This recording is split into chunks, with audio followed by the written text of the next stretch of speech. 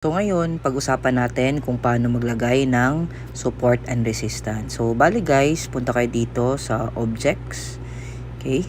Tapos, makikita nyo dyan guys, may mga objects na pagpipilian. So etong dash yung ilalagay natin. So, pag na-click mo na yun, okay, click mo dito sa chart. Okay? Tapos lalabas yan. Tapos pwede mong ma-move yan guys ha.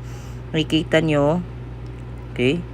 Nakikita nyo, pwede nyong i-move yan. Okay? Pindutin mo lang yung pula, lagay mo. Okay? Tapos, dagdag ka pa ng isa. Pwede mo ding ulitin to. Punta ka sa objects, tapos dyan. Tapos, click mo ulit dyan. Tapos, lalabas na siya. Okay? Pero, pwede din na madali, i-click mo yung line na yan, yung pula na yan, tapos copy. Okay? So, lalagay na dyan. Okay. Now, ang purpose ng mga line na yan, actually, kung hindi mo siya ilalagay sa tamang location, actually wala siyang sense, no? But it makes sense, yung mga line na yan, it will make sense once you put it on a certain area. Okay? Now, this is a strong support. Si support po is the floor, okay? Or where the prices bounces, okay? Sa baba, okay?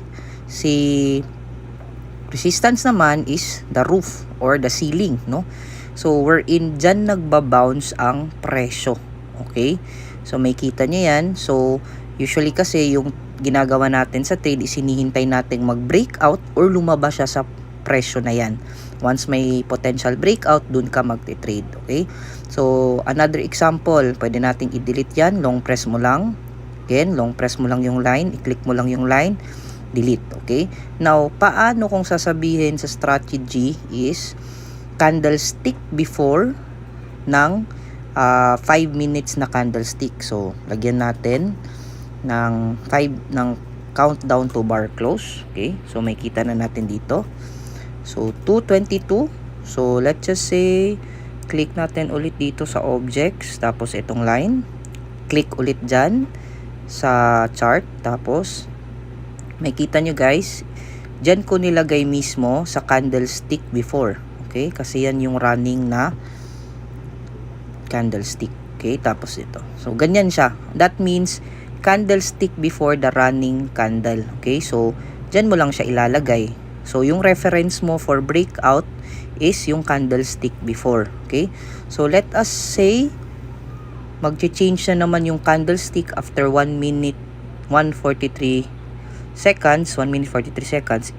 Natapos na yan, ililipat mo na naman yan. Pero patapusin mo yung 1 minute 34 seconds kasi baka bababa pa yan, tataas. So, gagawin mo, pag bubuo na naman yung another candle na yan, maghihintay ka sa breakout. So, depende. But normally, lagay mo dyan sa mga strong support and strong resistance. Pwede po mo din lagyan sa baba, no? Kung saan mo makita, yan, ito. Yan, pero medyo malayo na yan. So, may kita nyo yan. Okay, so this is where the prices bounce. Okay? So, marami pa yan. Okay, pwede mo lagyan dito. Na kung swing trader ka, no?